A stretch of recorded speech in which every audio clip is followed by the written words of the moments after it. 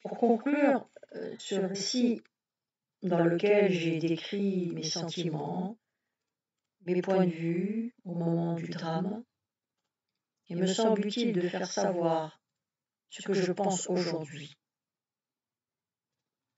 20 ans se sont écoulés pendant lesquels je n'ai cessé de me poser des questions.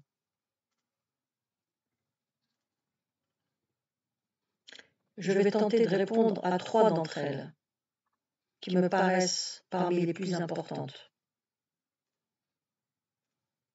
Les Algériens avaient-ils raison de se révolter?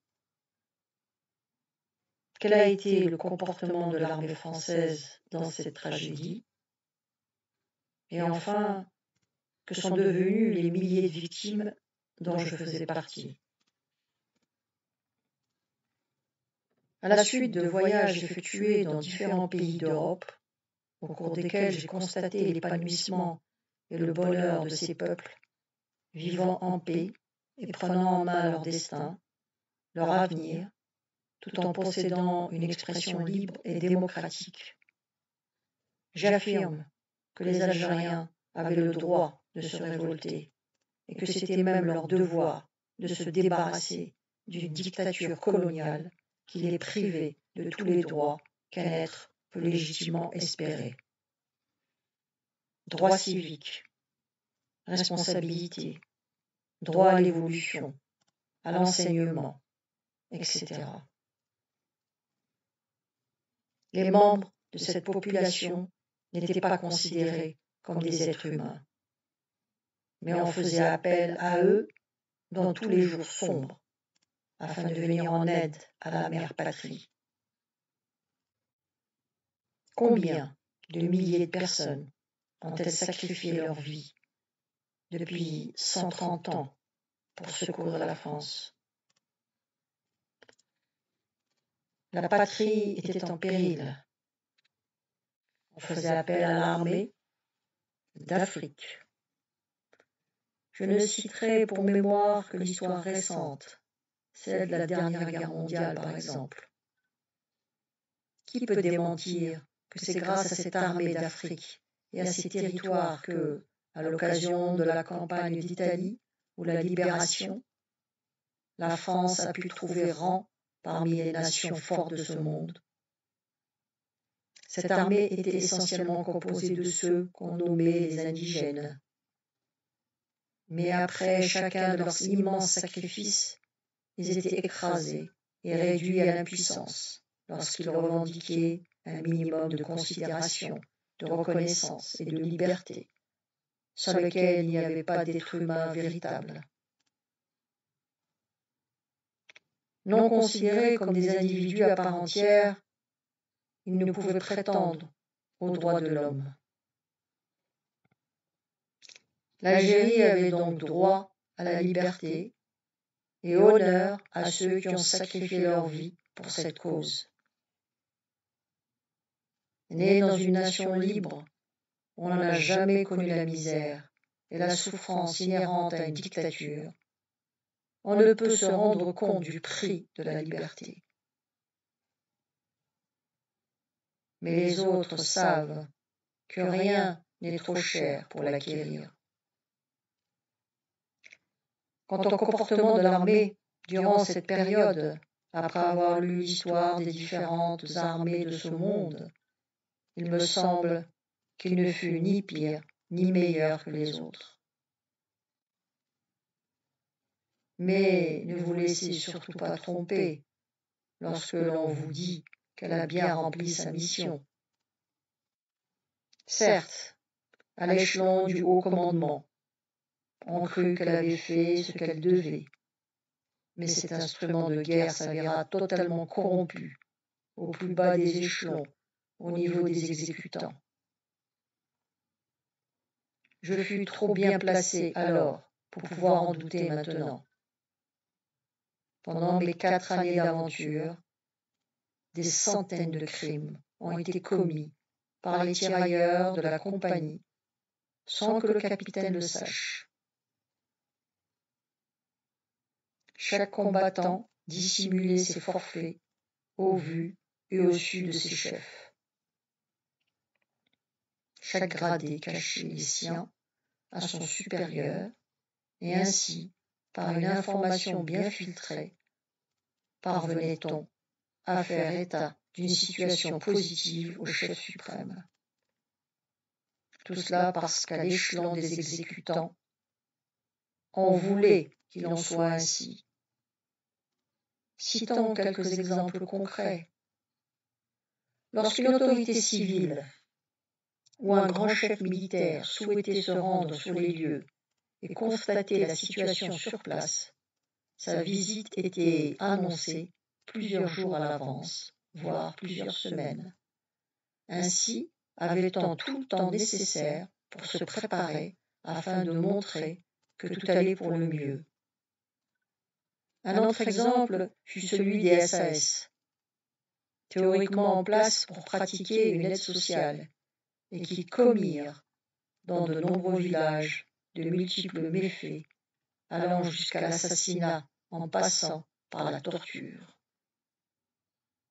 Mais lorsqu'on les visitait, les responsables des SAS s'efforçaient de ramasser quelques malades ou quelques clochards, et en présence des visiteurs, ils leur distribuaient médicaments et matériel. Voilà la réalité. L'armée française combattant en Algérie était essentiellement composée de ce que l'on appelait autrefois des FSNA, Français de souche nord-africaine. Je parle ici des unités opérationnelles. Il y eut à ma connaissance 13 régiments de tirailleurs composés d'Algériens, de membres des SAS, de nomades, de harkis et de divers commandos parmi lesquels on ne trouvait que très peu de Français. Les soldats ne faisaient guère la différence entre se battre pour la liberté ou imposer une dictature. Pour eux, la guerre, c'était la guerre. J'ai fait partie de l'un de ces régiments dits d'élite, avec un drapeau parmi les plus décorés de France, et une fourragère aux couleurs de la Légion d'honneur. Ce régiment avait combattu vaillamment, avec bravoure et courage, dans la Marne, en Champagne, en Artois, en Monte Cassino et en dernier lieu en Indochine.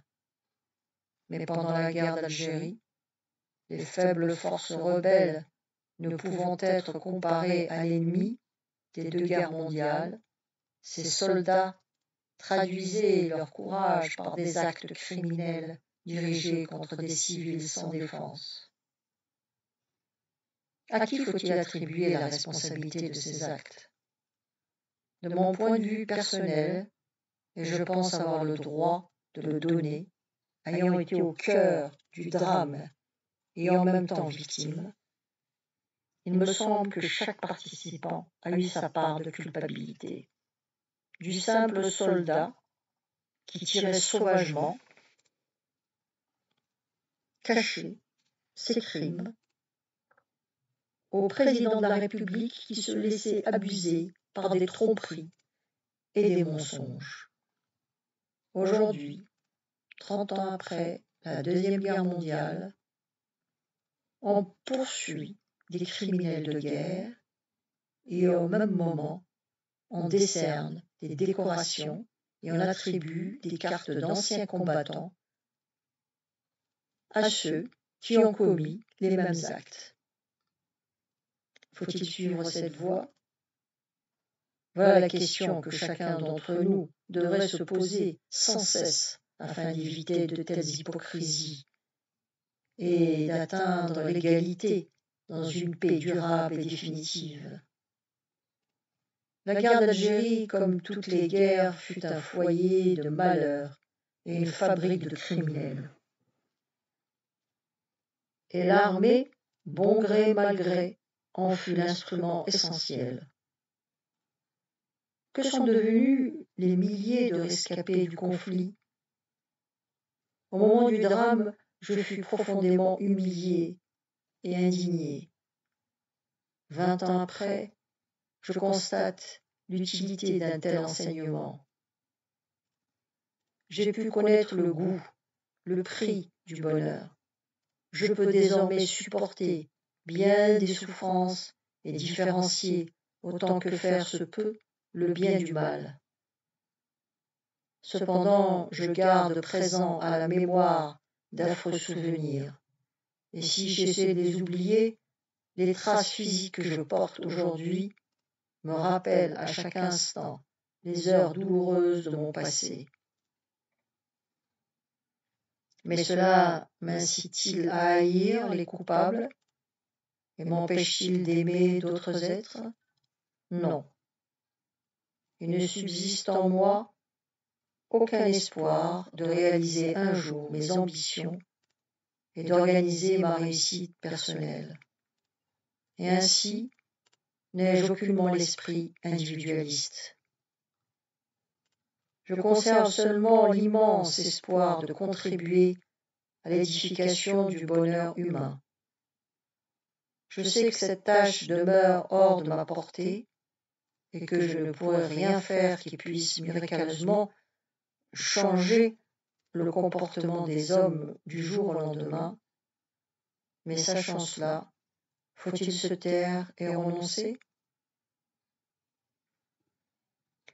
Quant à mes 20 années passées, vécues presque en exil, nourries elles aussi de souffrances, je ne peux en quelques lignes les décrire, mais je peux affirmer que ce furent celles de centaines de milliers de gens restés 20 ans sans patrie.